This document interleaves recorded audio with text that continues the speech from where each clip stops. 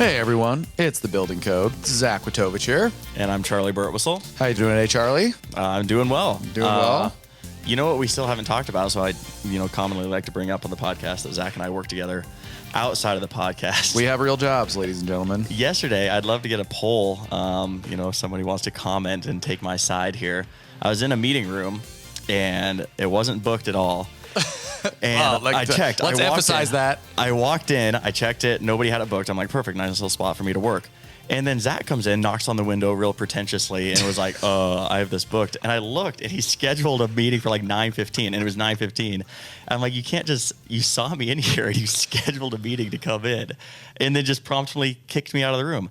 And I haven't brought it up to him once because I wanted to wait to get the content recorded. So Zach, You wanted a reaction on the I did not appreciate that. First off, ladies and gentlemen, let's lay out the office here real quick. Where Charley was located was pretty far away from where we sit. It's like 20 and so feet. the way we schedule rooms is via Microsoft Teams. Don't sue us for saying that word on air. And I looked, the room was available. I didn't know who was in there. Yeah. Why would he? Just your podcast I host. walk over there, and then I see it's Charley, and I'm like, well, now it's first easy. off, I booked the room without knowing he was in there. But now that he's in there, am I not going to walk in and say, no, hey, room's reserved, bro? I get it. I'm the company soccer ball. You can just kick me around anywhere. So I got that. I aired out. I'm glad we handled that. Yeah, very maturely. Now back to Can this just be a thing, like when we have office monotony, and it's just like, Yeah, we vent it. We aired it on the I podcast. was walking in the office, and Zach was in front of me. He just didn't hold the door open for me. Yeah, that sounds like a very real thing that might have happened.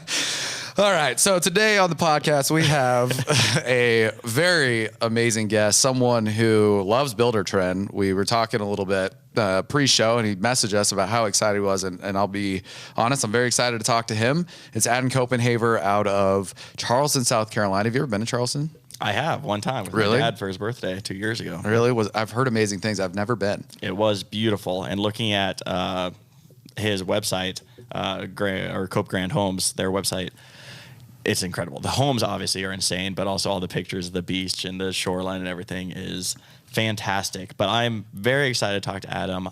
I feel like he was referred by 3 or 4 different people at Buildertrend that have worked with him. He's done on-sites, he's done training, he's working with us on custom reporting, and the guy's just an absolute rock star. So we decided to have him on, talk about his business, how it's functioning today, how he got there, and really just dive into what makes CopeGrand Homes. A classic building code episode, but in a way that I love getting to talk to our customers, and as a business owner, if you're listening to this and kind of seeing like what's going on in construction. So let's get Adam in here and let's dive in. Let's do it. All right, Adam, welcome to the Building Code. We're so excited to have you on today. We were chatting in the pre-show about, you've been a long time listener. So, we want you to pull in everything you can about how big of a fan you are to the Building Code. It'll be easy. Charley and Zach, thanks for having me. It's this is going to be a lot of fun because I am a huge fan of Buildertrend, and it's every day, Saturdays and Sundays for us here. So I enjoy it. Yeah, you were an easy one to get as a guest. Normally, we go through a whole list of people that we want to have on, and we had like 3 or 4 different people recommend you, including our good friend Reese Barnes, who we were talking about beforehand. So if he's listening, huge shout out, Reese.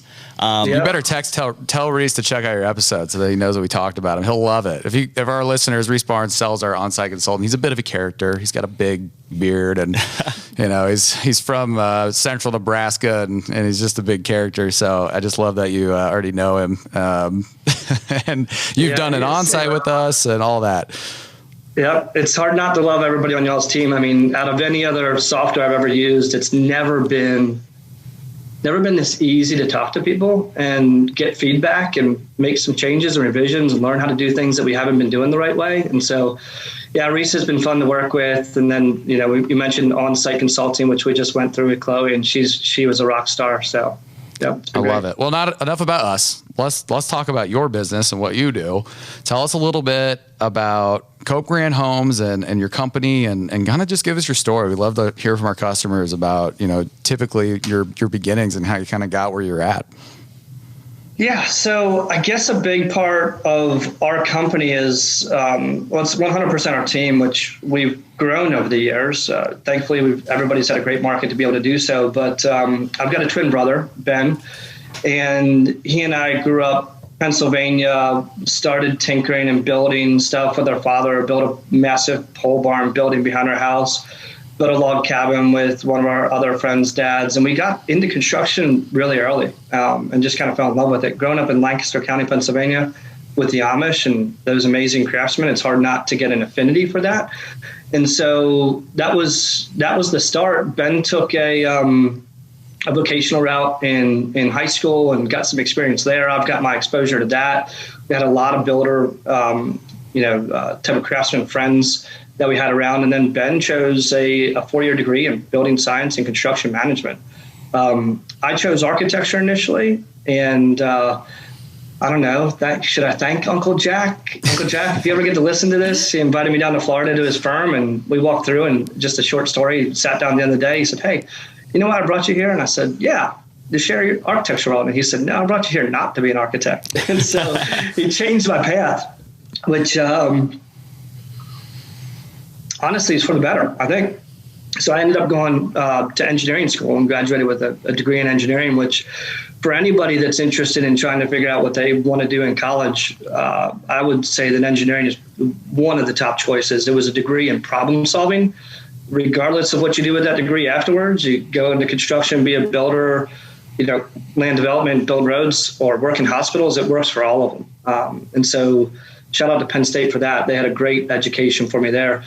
And after graduating school, Ben and I just focused on, we always knew we were going to have a business together. We always knew that we were going to be building homes. And so we agreed to go work for the smartest guys that we could find in the business. And we both did. And we did that. And I remember when Ben graduated, he said, "Where should I go?" And I said, "Go to Charleston." I said, "I'll see you there." And my initial move out of Pennsylvania was to Virginia, work for some really great guys there. Actually, one of those owners in the company is with us now, which is, I'll get choked up if I talk in detail about Bud, but he's, see, here I go.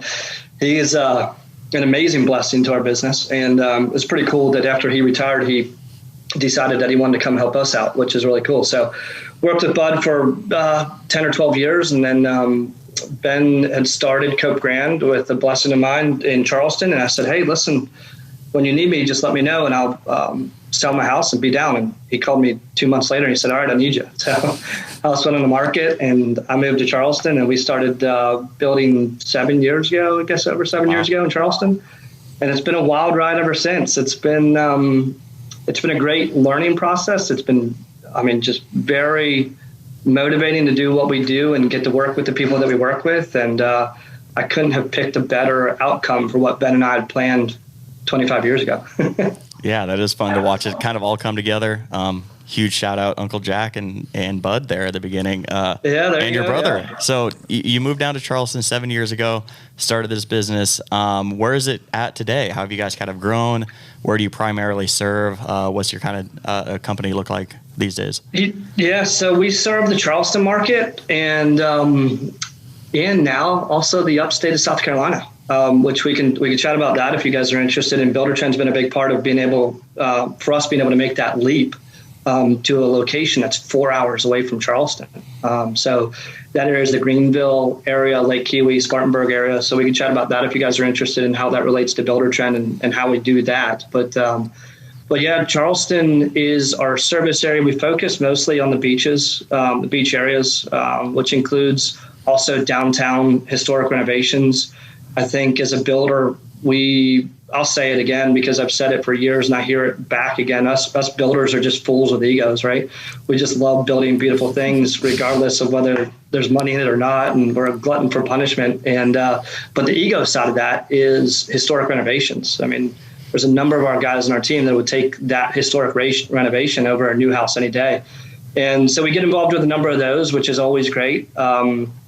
And our team just started out with Ben and I about 7 years ago and very quickly just grew. We had one of our best friends, his father was a very influential individual in our youth, specifically in construction.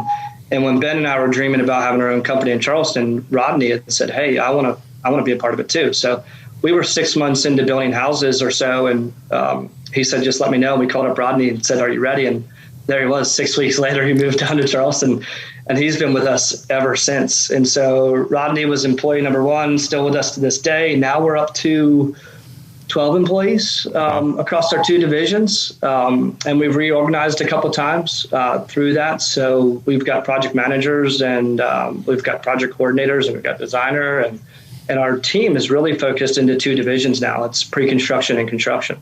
And that was a big shift brought on by the challenges that COVID gave to us. And just a learning curve, right? The evolution of how do you continue to do this better? I was just talking to the team earlier this week, and I said, guys, my biggest focus, just laying in bed at night, is thinking about how to be the smartest builder that we can be as an organization. How do we do it brighter? How do we do it smarter? How do we communicate better? Because that is the echelon that we want to be operating at, because we want to mitigate the Murphys in our business, which I'm sure everybody else might be laughing about that now, because they're cruel and they're everywhere and they're always looking to grab your ankle and stumble you up. And so that's been a big part of reorganizing the team into pre-construction and spending so much time on that side. I oftentimes use the analogy of dominoes. You really need to get all those dominoes set up either in a linear fashion or a very, elaborate pattern. But if you don't get those things set up from the beginning at the right increments and in the right locations, you're going to find every single place that you're going to stumble upon. So it's been a unique adventure trying to make sure that all those dominoes are lined up so that when you hit that first one, everything falls into place. Now, the reality is, in construction, they don't always fall into place, but the more you do have in the right place, the better your opportunity for success is. And so we're focused on that.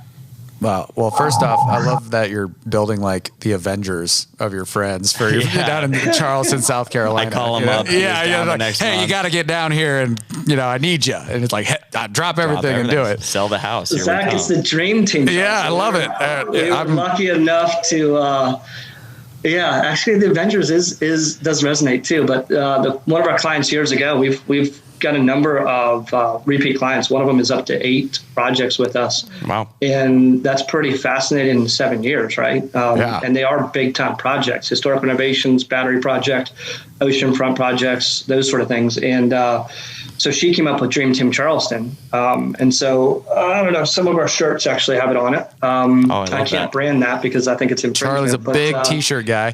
Fools with Egos, I was like, t-shirt for sure for anybody that comes on the podcast. I love that.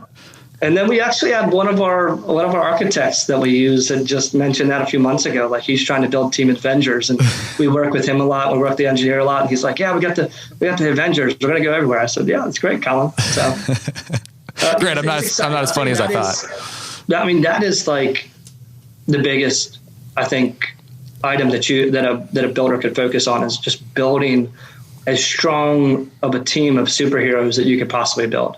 And what we've learned too is those people are worth their weight, and some of them more expensive and that sort of thing. And so long as it makes sense for your client and your product and what level of fit and finish you're going to do, you got to go after those folks, and you got to create an environment where they can grow and evolve and build along with you. And so that's also been one of those things that we've learned. We've checked up a lot of areas, and along the years we'll continue to do that, hopefully smaller and smaller. But that's one of the things that's helped us remain strong and diligent, and has given us the lasting staying power that we've had. In addition to that, doesn't just mean our team members. That also goes into our subs and trades. And in an environment where everybody is super busy, anybody can go to any corner of the block and pick up work. And everybody wants to be more expensive. It's really difficult to maintain those relationships or maintain those subs and trades that are great, except if you've got the most robust relationship. I remember in the beginning of COVID, I was talking to Ben, and we went for 2 weeks. We went DEFCON 9. I was like planning, like spreadsheet planning. Okay, what happens next? Like, how long do we survive? And I think I didn't take quite a week off, but I had a lot of time to think about it. And then like 2 weeks into it, that phone just started blowing off the hook, like more calls than I've ever had. And that lasted for a long time. I mean, it's still going on now to some extent, not like it used to be. But I remember talking to Ben, and I said, Ben, you know what's going to happen? everybody is going to get super duper busy. And if we don't have relationships with our subs, another builder is going to call on them and they're going to go do their job before they come to our job. The only way I think that we can retain them in the way that we want to is get to them first and give them certainty and security. Meaning, hey guys, we want you to know we've got a ton of work coming up. We can schedule you through Buildertrend. You can see all of our job schedules on Buildertrend. You can see when you need to be there. We can establish the budgets that make sense for you guys. You don't have to go take work on with another builder just to grow, and then find out that builder's a jerk and he doesn't pay on time and he's doesn't use Buildertrend, so he's not organized. And you can just do that with us. We're incredibly organized. We're incredible communicators, and we've got enough work for you to grow your business at the same rate or more than what we're growing. You know, how does that sound? And that was a big game changer for us. We didn't lose a lot of subs or have to worry about that through being all that busy. And actually our relationships, we should have done that 5 years ago. You know, our relationships got so much stronger after that. So Cope has been a blessing for sure. Yeah. How long ago did you guys, so obviously you have a team of all-stars and you have 2 locations now. How long ago did that second location kind of spin up? That one started up 2 years ago. We had a client that we had met through Charleston, and interesting story that she had talked about building her house on Lake Kiwi in the upstate, which is just outside of Clemson there, which props to Clemson. I love that area. And it was kind of, I'll tell you what, I'll probably talk about divinity a lot, but it was a divine thing that happened. And they had asked us, hey, would you come up to the lake and build for us up there? And my initial feedback was, you know, thanks so much for thinking of us, but we really can't. You know, 4.5 hours away, logistics, you know, can't do it.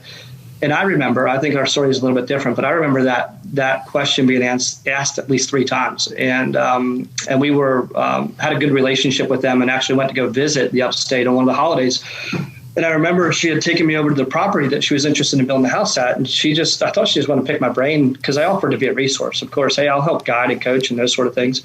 And so we got over there and she said, Adam, what's it going to take for you to do this? And I said, well, let's just think about that. Like, you know, let's just entertain the idea of that. And I said, it would take first me trying to recreate this bad to the bone team of subs and trades and suppliers and relationships that we've been able to build in Charleston, number one. And then after that, it takes a bad to the bone Avenger, using that, right? An Avenger up here to help us manage it. And I would need somebody local that can be here full time because obviously I cannot be. And she said, okay, well, do you think you could do that? Easy. No problem. Well, she probably heard all your other stories of, I just called up my buddy and he was down here the next month. So it seemed like a pretty logical next step for you. You've got more buddies, just call them. Yeah. So, you know, it was pretty interesting. So I said, okay, well, yeah, you know, you ask a builder to do something and anyone with an ego, right, going back to that is going to say, yeah, I can do that, you know? And so I said, how about this? How about I try to put together that team? How about I start reaching out to some folks and seeing where it goes? And I love aviation. And so I said, I used the analogy. I said, hey, listen, if I get down this path and I hit a headwind, I'm going to try to course correct. And if I keep on hitting headwinds, I'll kind of bail out. But if I get a tailwind and this thing kind of works out, I'll do it under one request. I'd like you to continue to interview your other builders that you're interviewing and continue to go through that bid process. And I'm happy to join the bid process. And the other requirement was I don't want you making the decision because I already know who you want. And I don't want that to be an emotional decision. I want your architect to make that decision. So you guys go ahead and review the quote and the bid and the proposal and that sort of thing all together. Let him make that decision. And, it must have been a great proposal because we got the job, and then it ended up being the second job, and then it ended up being the third and the fourth and more and more and more. So it is my goal to grow that division just like Ben and I and the rest of our team have grown Charleston, which is just one small step, one relationship, one great project after another, and not taking on too much that we can't handle. I love the mindset. I mean, anybody that like my reputation in the office is I'm pretty like, I'm a yes guy. Like, how do we make it happen? So I love that that was your attitude in such adversity of like, this is 4 hours away. We know that finding subs that you trust to do the work is a challenge. We've had lots of guests come on and talk about that. So props to you guys. And there's this other unique angle that I think is something interesting about your business, which is kind of this focus on conservation and sustainability, which means you're kind of taking on additional challenges like of how you're going to go about your building process. I mean, what's your kind of like, perspective on eco-friendly building? Why do you adopt that mindset? I mean, how do you go about doing those things? I guess it just comes. I'm a tree hugger at heart, right? There's no reason to be wasteful. The building industry is incredibly wasteful. So sustainability part about it is just being conscious about the materials that you're using and also making sure that those materials are friendly, right? Friendly to the folks that are working with them, friendly to the folks that have to live in the house afterwards. And so there's a whole myriad of things that we can talk about here, but we'll maybe just skim the surface today. It revolves around the materials, the way that they go in, who's working with those materials. We use a lot of ePay here in South Carolina for decks and exteriors and those sort of things. And those guys that are working with that and cement board, I'm pretty emphatic about making sure that they're using proper respiration to help protect their lungs from cutting those materials. I'm at least asking them to turn their saw so that the wind is blowing all of that in another direction, which fortunately on the ocean front, we've got a lot of those windy days that we get to work with. But with those things, using low VOCs and that sort of thing, products that are more sustainable than the ones that are just creating a ton of waste, really is on the eco side of things. And then with lumber's taught us a really big lesson. We've had, everybody's shaking their head when I'm talking about lumber prices. It drove me absolute bonkers just watching those things go. And it really didn't feel like to me, and I'm not going to get into the political side of it, unless you guys really want to go there, about what drove all of that. But it forced us to be more conscious too about making sure that we weren't being wasteful with lumber. Number one, for the cost. Number two, because I'm a tree hugger and I don't want to be doing that. So we've gone to that level of detail from the design and thinking about the materials that we're using. And then the other thing that we really focused on, I guess, more so in the past 2 years is indoor air quality. They're long-term indoor air quality, near-term indoor air quality. You've got high humidity in an environment that we build on southeast, that sort of thing. And we have to be very conscious about not creating environments that could potentially grow mildew or there's that bad thing called mold and that sort of thing. So we do a lot of spray foam insulation, which means we make our houses like beer coolers, right? We try to make them more energy efficient to save money and not be wasteful for the environment. And then the other part about that is when you do that, you've got to make sure that you're bringing in fresh air and you're being conscious about that. With that being said, we also take care of the COVID-related, virus-related, pet dust, dander, those sort of things with systems like Remy Halo systems or Phenomenal Air systems. And if you guys ever have talked about that or the audience doesn't know what that is, definitely check out Remy Halo, definitely check out Phenomenal Air. There are two bolt-on systems that go into the HVAC system, literally bolt them right to the side of the ductwork. You plug them in, and they will take care of dust, pollen, pet dander. They'll take care of a number of viruses, like 98, 99% of them, and they'll do that through ionization and UV protection. And so those ones go on a lot of houses that we build these days. And if I were selling that product, shout out to you guys. Really big time shout out to you guys. If I was a salesman for you guys, I'd sell them for 5 or 10 times what you're selling them for because of the benefits that they would give to our homeowners and many props again. I certainly appreciate it. I've got 2 Remy Halo systems in my house, in my office here, and I love them. Coming from my last house to this house, we've got 2 dogs, which are amazing, and they're labs, and they shed, and they've got all this pet dander. I'll tell you what, I don't dust nearly as much as I used to. I mean, almost not at all. And I still run the dry mop through the house because those things shed like crazy. But it's been remarkable. I've seen the difference. I've felt the difference. Those 2 systems are really great. Bang for your buck, through the roof. If you're not using them or offering them, I'd recommend doing so. I don't know many other people that talk about them. So it's one of those things for us that we stay on top of design trends. I'm a huge nerd when it comes to technology and innovation, and I enjoy learning those things and trying them out in my own house before I, offer them to clients. And so, yeah, those have been some things that we've incorporated from a sustainability, healthier indoor air quality that does return ROI 100% or beyond to our clients over the years. And we love making sure that we incorporate those into our homes. Well, dang, do you have a referral code? I think you just sold me. If you guys teach me how to do that stuff, maybe we should do that. Yeah. Yeah, that's more of a question for our marketing team. We're like, I don't know. /Charley. It might work. It's a shame. I probably shouldn't say it, but I'm a builder. I don't really know how to, sell and market things or, do all that. I just know how to be authentic and talk about what we do and the experience that we have. And that's always been enough for us. And so, yeah, maybe we should send it on to the marketing folks. Well, I mean, you build beautiful houses. Zach and I were on your website before we hopped on here, and just in awe.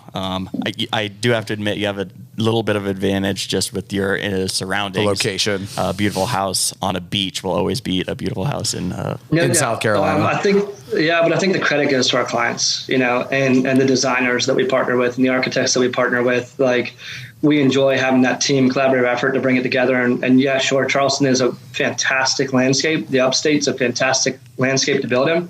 I learned that you guys do website design recently, earlier actually, and I was pretty engaged with that thought because we haven't updated our website in a while. Maybe some other builders are out there shaking their head the same thing. Instagram and the socials have been really good to us and so easy to upload our most current stuff that really it's just fallen to the wayside to update our website. So yeah, it's there. I'd love for you guys to check it out and send some feedback. Please don't send me a bunch of emails. Hey, I'll build you a new one, because I'm probably coming with Buildertrend for the next one. But yeah, it's important to have that. Thanks for the kudos on that. But it really is due to our team and the rest of the partners we got. Yeah, I love your passion. I can just feel it. Like, even though, this is over Zoom. Yeah, I'm getting fired up. I'm so fired up right now. It's Friday at 3:30. I was planning on being done after we recorded here. I might go back up to my desk and crank out some work. Yeah, hit the Tableau. Yeah, hit the Tableau. Go after it. One thing I wanted to ask you, you're so introspective. You have such interesting story. I'd be really curious to kind of talk a little bit about any advice for someone who's like a newer business. They're trying to get to your success. What is your number one thing of like looking back on what you've done over the last 7 years and really your construction career that you could tell someone who's maybe newer to Buildertrend or newer to the construction industry of, how do I grow my business? I really think with that, I would encourage everybody to start with themselves. It takes a deep dive into understanding whether or not you've got the personality and the work ethic and thick enough skin to be in the building industry. And here we are all shaking our heads, like, no doubt. And if you can't do that with 100% honesty, super high integrity, and an ethic moral code, you don't belong in this business, like, hands down. And I know there's a number of folks that don't have those attributes that are in there, which is why we oftentimes find that there's, these poor stories out there that didn't work out with relationships through the build and that sort of thing. So if you can't start there, just don't do it. And if you don't feel like you have that yet, then certainly do some outside focus on that and work towards it. I've learned that the more authentic that you can be, the more relatable. When you share your experience, understand your blind spots, share those, and have humility when you make mistakes and own up to those. As a builder, you've got to have the financial wherewithal and bank account to make sure that you can cover your mistakes. Okay. We've never made a mistake and passed it on to our clients, and I'll never do that forever. For us, it's just, that's the biggest way to destroy your relationship and your brand in the market. So yeah, sure, we've made no shortage of mistakes, just like everybody out there. And if somebody says that they haven't done it, they haven't built a builder long enough. And so I would say that not just one thing, but I would say if it is one thing, start with yourself. There you go. I love that answer, especially because I feel like your perspective of someone who, started or helped form this business and found it and is fairly new in the grand scheme of things. We have a lot of people that have been on here that have been in the building industry and at the company that they're at for, 20, 30 years. I guess since we work at Buildertrend, this is Buildertrend podcast. I'm curious, when you founded this business, how long until you adopted Buildertrend, and kind of what hole were you trying to fill with a project management estimating software? Yeah, so I knew that from the beginning, from the onset, that we were going to need a software to manage our business. I guess it really came from, and this is a story about Bud again, but when I worked for Bud, I remember going to visit him and saying, Bud, our software, we just really need to replace it. Like, give me a month. I'm going to go back up to Penn State. I'm going to build a team, and we're going to build a software around our company that really serves us, rather than us trying to figure it out, and we can't change those big software companies, those sort of things. So in our data age, let's go ahead and just build it. And I remember him asking me a very important question, and this will stick with me forever. He said, Adam, why would we replace our software? And I went through it, and he said, well, have you read the manual? And I said, yeah. And he just completely shut me down with that. Have you read the manual? Well, if you don't know how to use our software yet, why should we replace it? And so it was, kudos to Buildertrend, because that's what I would have built back then. Absolutely. A platform just like this. It's had a dramatic impact on our business. When I talk about it with our clients, we go a lot into the client portal, but I call it our online filing cabinet. Anything that's project related, selection related, communication, plans, invoicing, all the documents, all the photos, everything is at their finger touch, on their phone, on their tablet, on their computer. And it's the most amazing communication tool for bringing together 50 different companies to build a home. And so how else could you do that, trying to manage your business through smart sheets, spreadsheets, emails? It's just, if it's not on one platform, it's not as efficient as it could be. So yeah, there's a lot of things I love about Buildertrend. Let's see. And there's a lot of favorites. Holy smokes. I think just being able to go on there and find all the documents related to the project is probably my number one resource that I use most often. Absolutely budget management and being able to track costs and see them and not have to worry about going to talk to your accountant about things is a significant advantage. And I would say my other favorite thing is our job site photos. Our job site photos, we end every job probably 2,000 plus photos from inception to completion and on. And we go back to those photos all the time. And our clients absolutely love them. Maybe 60% of our clients are from out of town. So you can imagine they can almost be here daily when we're putting up all those photos and having discussions about those photos. And if there is something that's not right, a color of a tile or something else, and it shows up in that photo, well, holy smokes, we don't need to wait till the whole entire bathroom's done to realize that. Now we realize it right in the instant and we can make a change on it. So yeah, it's actually added a ton of value to what we do. It's been a huge resource for our clients and our sub base. And I'll tell you, props to you guys. I'll say this for every other, most of the people that listen to podcasts probably are Buildertrend users, but those folks that are not, if you're not using Buildertrend yet, you are stuck way behind the times, because I truly believe that Buildertrend is going to be the dominant software forever in our building industry. The rate at which you guys evolve and the rate at which you make changes to help benefit us, the rate at which you receive and make those changes from our feedback has just been phenomenal. Wow, we need to clip that and put it everywhere. Marketing team. I was going to say. Make the rounds. Yeah. Giving Reese a run for his money. It really is great. Yeah, Reese really did a number on you, Adam. Well, what Reese helped me out with was Reese introduced me to our on-site consulting. Chloe Hyatt. Chloe Hyatt, props. Yeah, she was great. At least you didn't have to. Zach used to be an on-site consultant, so be thankful you got Chloe and not him. Yeah. Nothing but horror stories there. But no, all joking aside, the on-site consulting just really took us to the next level too. It goes back to Bud asking me to read the manual. Their Buildertrend has so many deeper levels of integration, and you can use it. I think I can use it the right way, but actually the way that it's been designed was meant to be used a different way. Using humility and being humble, we are transitioning to POs, which I'm sure folks can be like, what? You're not using POs? It's just been something that we didn't have to use for so long, but realizing how many other benefits it has from using POs across the system has been a big game changer for us. And without on-site consulting, guys, we wouldn't be using POs for years and years and years. So again, it's getting that extra degree of service from you guys, which has been invaluable to us to make sure that we knew where our blind spots were and we could do something with it. So, yeah. And as a data guy, using POs opens you up to a ton of really, really cool reporting, projecting out your cash flow and things like that. Custom reporting. Yeah. We're getting involved with the custom reporting too. I knew he was going to slide it in there. He couldn't resist it. Yeah. That has been a burden of mine. I'm sure this will also resonate too, but I've got this big old spreadsheet keeping track of all of our cash flow. Oh, yeah. And it wasn't too long ago, maybe several months ago, where you guys were talking about some new modules that were coming out, new services. And I literally was out in my yard doing yard work with my earpods in. And I was like, wait for it. And then you guys said cash flow. And I said, Yahtzee.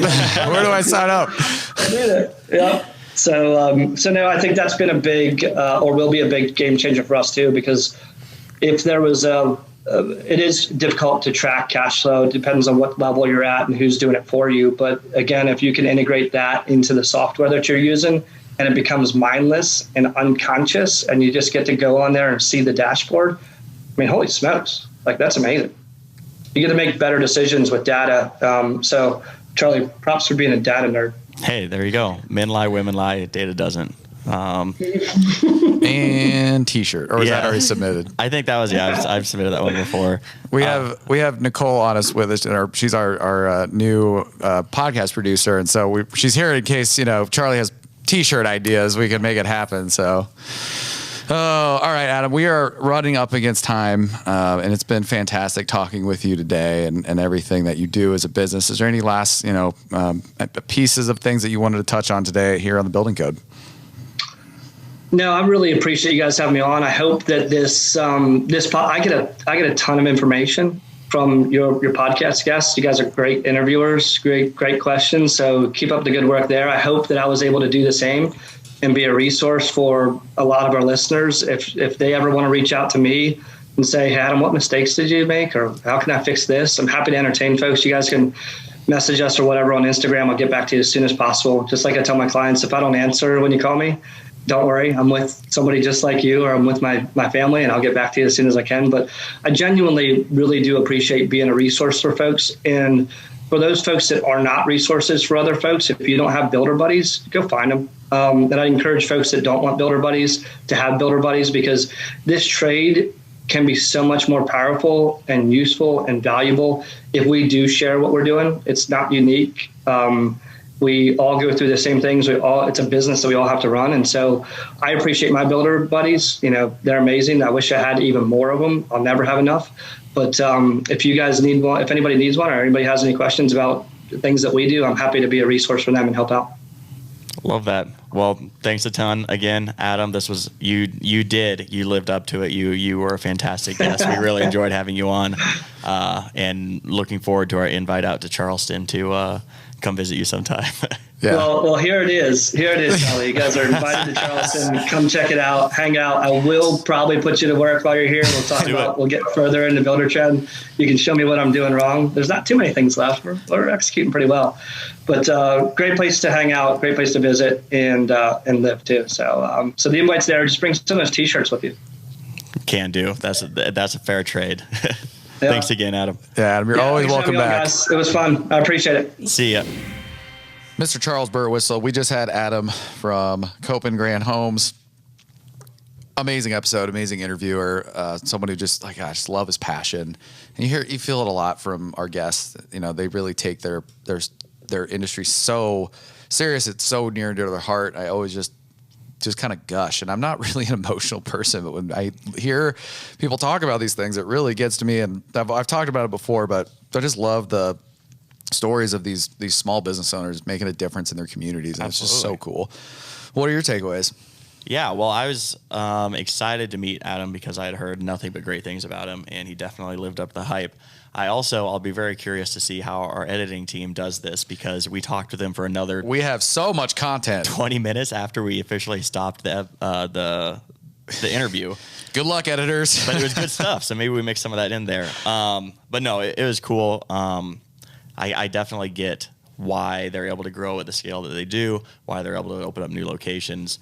They not only get building houses, but they get how to run a business, and they get how to be genuine, real people. And yeah, just a pleasure to talk to. So, fantastic episode, I thought. Yeah. It's just a testament to builders like Adam and others and people we've had on the Building Code, just doing amazing work, doing amazing things, really focusing on their own customers. He got into the Buildertrend side as well, which I loved. I wanted to ask him, and I didn't get a chance. And maybe if we bring him back on, I'd love to dive deeper into what was the implementation like? I'm sure he had to make some changes in order to make it work for him, but it really shows the investment to do that change management paid off in big dividends. And now we can't even imagine a world without Buildertrend. And that's what gets me excited is we kind of have this mission to change the world, change the way the world builds. And Adam's a testament to that mantra that we kind of preach around here. And we'll have future guests and that, probably say similar things, but it never gets old for me to kind of hear from their side of the perspective as the builder. Yeah. And it's funny because he mentioned custom reporting, and I always try not to dive too deep into data rabbit holes. But were you talking to someone the other day? I was listening. I was like, I thought this was going to be 45 minutes of you talking about data. Exactly. But his cash flow report that he's talking about, it's funny because I pulled it up before the interview because our team is building it out. And I was like, oh, he's not using purchase orders yet, so he doesn't have any costs in his cash flow report. And then during the interview, he's like, oh, yeah, we're starting to roll out purchase orders now. It's like this new feature that we're adopting. And he's going to be able to have like this beautiful dashboard of exactly where his cash is going and when and forecast that out. Yep. And so even like this deep into his Buildertrend life cycle, I thought it was cool that they're still finding new value and doing new things, all for the data. Love it. We do it all for the data. All for the data. And t-shirt idea. We had a few good ones this episode. Yeah, we're early on a roll on the t-shirts. And another thing you mentioned, which segues really, really nicely into next week's episode, is I was just about to plug it. Oh yeah, I beat you to it. He cares. You mentioned he cares about his customers and the experience they're having. We are having someone from the Buildertrend customer experience team come on the podcast for another mini-sode. This is one you're not going to want to miss. He sits right beside Zach. So if you enjoy Zach and I's banter, I'm sure that there will be some Scott and Zach banter as well too. So that's a rabbit hole nobody's ready for. But he's going to be talking all about how we get customer feedback, how we use it to change the product, and how we're really a customer first organization. So check us out next week.